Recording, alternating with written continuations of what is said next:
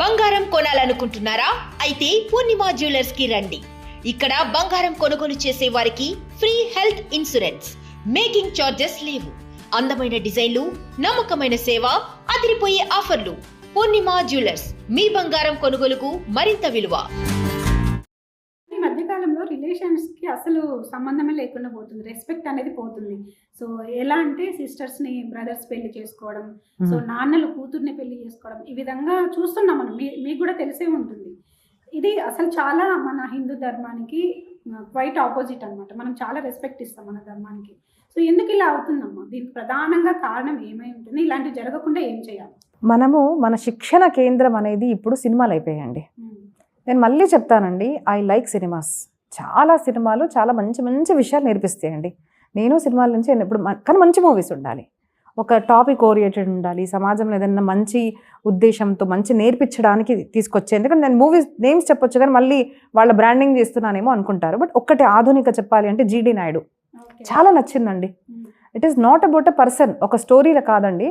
ఒక వ్యక్తి ఎన్ని ఆపదలు ఉన్నా కూడా తన ఎథికల్ వాల్యూస్ కోసం ఎలా జీవించాడు అన్నది మనం పిల్లలకి నేర్పించగలుగుతున్నాం. అలాంటి మూవీస్. మధ్యలో వచ్చిన నరసింహ మూవీ, అది దేవుడి గురించి కాదు, అంటే మనం పడుతున్న తపనకు ఒక తీవ్రమైన శక్తి మనకు రక్షిస్తుంది అన్న భావన. సో ఇలాంటి ఎన్నో మూవీస్ మనకు నేర్పిస్తున్నాయి. కానీ చాలా చెడుగా ఉన్న మూవీస్ కూడా ఉన్నాయండి. ఇప్పుడు ఒక వస్త్రధారణ చేయాలి అంటే హీరోయిన్ చూస్తున్నారు. తను వేసుకున్న నెక్లెస్ కావాలా అండి, తను వేసుకున్న చీర కావాలా అండి, వాళ్ళు డెస్టినీ మ్యారేజ్ చేసుకున్నారు అక్కడ చేసుకోవాలా అంటే మన అమ్మ నాన్నలకు డబ్బు ఉందా లేదా అని కూడా ఆలోచించట్లేదు. అదే కదా, ఎందుకంటే వాళ్ళు ఆదర్శం అయిపోయారు. వాళ్ళు ఎలా పెళ్లి చేసుకున్నారు, మనం అలాగే చేసుకుందాం. వాళ్ళు ఇక్కడ మన అమ్మ నాన్న ఏంటిది, మన స్థాయి ఏంటిది, మనం చేయగలుగుతామా లేదా, మీరు పర్వాలేదు మీరు డబ్బులు తీసుకొని ఎక్కడైనా డెప్ట్ చేయండి కానీ నా పెళ్లి మాత్రం అలాగే జరగాలి, ఘనంగా జరగాలి. సో ఇవన్నీ మనం ఎక్కడి నుంచి నేర్చుకున్నాం అంటే సినిమాల నుంచి. తప్పు నేర్చుకుంటున్నారండి. సినిమాలు, సీరియల్స్ మనిషిని మంచి చేసేవి తక్కువ, పాడు చేస్తున్నవి చాలా ఎక్కువగా ఉన్నాయి అన్నమాట. అంటే మంచిని తీసుకోవడం లేదు, ఎందుకు? మంచి కూడా ఉంటుంది కానీ తక్కువ. ఇప్పుడు మనం అడ్వర్టైజ్మెంట్ చూసామనుకోండి, ఇప్పుడు మనము భారతీయ సనాతన ధర్మం అంటే స్త్రీకి గౌరవం. ఎత్ర నార్యస్తు పూజ్యంతే రమంతే తత్ర దేవతాహ అని చెప్పే మన ప్రతి ఒక్క శాస్త్రం, ఇది శ్లోకం మనుస్మృతిది కావచ్చు కానీ ప్రతి ఒక్క శాస్త్రంలో కూడా మనకు స్త్రీ పట్ల ధర్మము, మనకు రెస్పెక్ట్ అనేది చూపించారు. ఎక్కడ కూడా ఏ స్త్రీకి కూడా ఏదన్నా జరిగింది, చెడుగా చేశారు అంటే వాళ్ళకి పనిష్ చేయడం అనేది మన ధర్మంలో ఉంది. They should be punished. మీ అక్క, అమ్మ, చెల్లి లేదంటే సమాజంలో ఏ స్త్రీ ఉన్నా కూడా. ఎందుకంటే సమాజంలో పరస్త్రీ మాతృవత్ అనే మన ధర్మం, సనాతన ధర్మం. హిందూ అంటే ఎవరు అని అడుగుతారు చాలామంది. హిందూ అంటే పరస్త్రీని మాతృవత్గా చూసేవాడు హిందూ అని ఫస్ట్ మనం నేర్చుకోవాలి. అలాంటి సమాజంలో అడ్వర్టైజ్మెంట్స్ ఎలా ఉన్నాయండి? ఈ టూత్పేస్ట్ తీసుకున్నావు అంటే అమ్మాయి వస్తుంది, ఈ బనియాన్ వాడావు అంటే ఆ బనియాన్కి అమ్మాయికి సంబంధం ఏంటిదండి? సూట్ కేస్ తీసుకున్నావు అంటే అమ్మాయినికి అట్రాక్ట్ అవుతుంది. అంటే నువ్వు ప్రతిదీ వాడేది, సామాను కానివ్వండి, చేసే పని కానివ్వండి, ఒక స్త్రీ ఆకర్షణ వల్లే కదా నువ్వు చేస్తున్నావు. అంటే నీకు ఏ స్త్రీ కూడా ఆకర్షింపబడాలి అనే నా జీవితము. దట్ ఈస్ నాట్ లైఫ్ కదండి. పెళ్లి చేసుకోవడం తప్పు కాదు, కామం అనుభవించడం స్త్రీతో తప్పు కాదు, కానీ అది భార్యతో మాత్రమే ఉండాలి. ఇది చేస్తే ఆడవాళ్ళు నీకు అట్రాక్ట్ అవుతారు, ఇది చేస్తేనే ఆడవాళ్ళు అట్రాక్ట్ అవుతారు అంటే అది అందరు అట్రాక్ట్ అవ్వాలనే కదా మనం చేసేది. సో భావన అన్నది మార్చేస్తున్నారు అండి. మన పరివారంలో అమ్మ, నాన్న, అత్త, మామయ్య, బాబాయ్ ఇవన్నీ పవిత్రమైన భావన ఉండేవండి. అవన్నీ నశించడానికి ఇంకో కారణం, ఈ మధ్య నమస్కారం ఎవరు చేయరండి. నాకన్నా పెద్దవాళ్ళు, బావ, అక్క, అమ్మ, నమస్కారం చేయడం వల్ల కూడా ఒక పవిత్రమైన భావన ఉంటుంది. ఇప్పుడు ఏంటిది అంటే పెద్దవాళ్ళు ఎవరు? డబ్బు ఉన్నవాళ్ళు పెద్దవాళ్ళు. నాకు డబ్బు ఉంది, మా బావకు డబ్బు తక్కువ, నేను ఎందుకు నమస్కారం చేయాలి, మేము ఎందుకు ఎవరు కాలు మొక్కాలి అనుకుంటారు. ఇది కాళ్ళు మొక్కడం కాదండి, ఇది మనకన్నా పెద్దవాళ్ళు ఉంటే వాళ్ళకు నమస్కారం చేయడం, ఆశీర్వాదం తీసుకోవడం అన్న సంస్కారం. ఒక సాధువులు, తనకు నీ అంత ఇల్లు లేకపోవచ్చు, నీకు కోట్లాది సంపత్తి ఉండొచ్చు, కానీ ఒక సాధువు కనిపించారు అంటే మనం నమస్కారం చేయాలి. మనకు రాదు. ఆయన దగ్గర ఏముంది అంటే నీకెంత సంపత్తి ఉన్నా కూడా ఆయన దగ్గర ఉన్నది సాధుత్వం. ఆ సంపత్తి నీ దగ్గర లేదు కదా, సూక్ష్మ సంపత్తి, ఆధ్యాత్మిక సంపత్తి. సో దానివల్ల నమస్కారం చేయడం.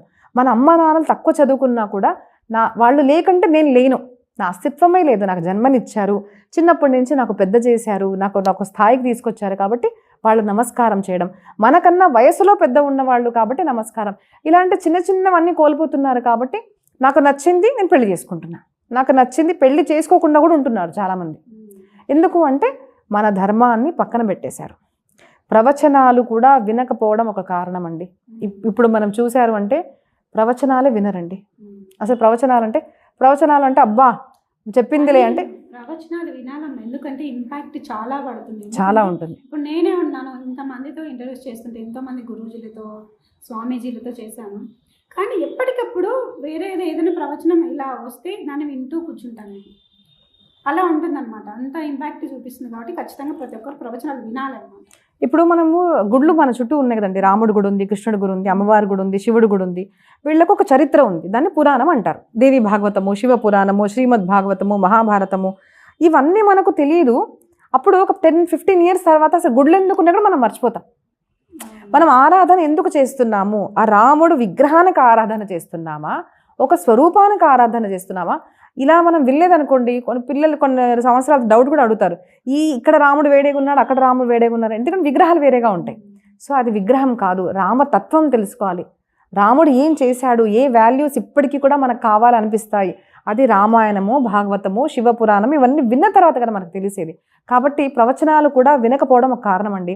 మన ఎడ్యుకేషన్ సిస్టమ్ అంతా కూడా, మనం ఒక మాట అంటారండి, సంస్కృతంలో అంటారన్నమాట, రాక్షస వృత్తి. అంటే ఇప్పుడు చదువుకున్న వాళ్ళందరూ కూడా రాక్షసులు. ఎవరికి కోపం వచ్చినా పర్వాలేదండి, రాక్షస వృత్తి. ఒక డాక్టర్ అయి కూడా ఒక స్కామ్ చేస్తున్నాడు అంటే రాక్షస వృత్తినే కదా. ఇంత చదువుకున్న తర్వాత కూడా బాంబ్ బ్లాస్ట్ చేస్తున్నావు అంటే రాక్షస వృత్తినే కదా. సో నీకున్న జ్ఞానాన్ని నువ్వు సమాజంలో మంచి చేయడం లేదు అంటే నువ్వు రాక్షసుడివి. కానీ అసలు చదువు అంటే ఏంటిదండి? సాక్షరత.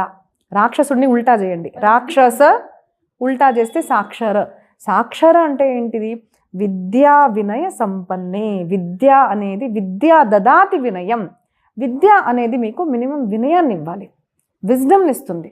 ఇప్పుడు ఓన్లీ నాలెడ్జ్ కూడా ఎలా ఉంది? పిల్లలు ఎలా కనాలి, ఏ శారీరక సుఖము, జిహ్వ సుఖము, కళ్ళ సుఖము, ఇంద్రియాలకు దొరికే సుఖము ఎంత బాగా మనం తీసుకోవచ్చు అన్న దాంట్లో మనం అడ్వాన్స్ అవుతున్నాము. కానీ ఆ మనసుని ఎలా కంట్రోల్ చేసుకోవడమో తెలియదు. ఒక తల్లికి, ఒక చెల్లికి, నీ కూతురికి డిఫరెన్స్ ఉంది అన్న భావన అంతా విజ్డమ్ లేదు. నాలెడ్జ్ ఉంది, she is a woman, I'm a man, అప్పుడు ఆకర్షింపబడతారు మీరు. But there is some relationship. అమ్మ వేరే, అమ్మలో ఉన్న భావన, భార్యలో ఉన్న భావన వేరే. ఇవి విజ్డమ్ వల్ల వస్తాయి మనకు. కాబట్టి ఆధునిక శిక్ష ప్రణాళి అన్నది మార్చాలండి. గురుకుల పద్ధతిలో ఇంద్రియ నిగ్రహం అనేది నేర్చుకోవాలి. మనం ఆన్లైన్ ఇంటర్నెట్ ఆన్ చేసాము, ఇన్స్టాగ్రామ్, యూట్యూబ్ అన్నీ అంటే సెక్స్ ఎడ్యుకేషన్ గురించి ప్రతి వాడు మాట్లాడతాడండి. మనం మాట్లాడాలంటే అసలు సిగ్గుపడే వాళ్ళం మనము. ఇప్పుడు ఈ మాట మాట్లాడాలి అంటే కూడా నేను చాలా ఆలోచించి మాట్లాడుతున్నాను. ఇప్పుడు సిగ్గుపడేవాళ్ళం అంటే, సిగ్గు అంటే ఇట్స్ నాట్ షేమ్, షై. కొంచెం మర్యాద ఉండేది, మనం ఎలా మాట్లాడాలి. మనం ఇప్పుడు గురువులు వింటుంటారేమో, నన్ను వింటే ఏమనుకుంటారు, శిల్పాదిది ఇలా అన్నారని నాకు మర్యాద. కానీ సమాజం అలా వెళ్తున్నప్పుడు అంత నీచ స్థాయికి దిగినందువల్ల నేను ఒక తల్లిగా మాట్లాడాల్సి వస్తుంది. మనము మన పిల్లలకి ఇంద్రియ నిగ్రహం నేర్పించాలమ్మా. సెక్స్ ఎడ్యుకేషన్ ఇచ్చే అవసరం లేదు. కుక్కలకి కూడా ఒక స్త్రీతో, తన ఆడకుక్కతో ఎలా ఎలా పిల్లలు గనాలన్నది ప్రకృతికంగా వచ్చేస్తుంది మనిషికి కూడా వస్తుంది. అది నేర్పించే అవసరం లేదు. కానీ ఇంద్రియ నిగ్రహం అనేది నేర్పించాలి, అది సంస్కారంతో రావాలి. కాబట్టి మానవులకు మాత్రం సంస్కారం ఉంది, పశువులకు లేదు కదండి. అప్పుడు సంస్కారవంతులుగా అవుతాం మనము. ఆ డిఫరెన్స్ అన్నది తెలియాలి. Along with knowledge you should have wisdom.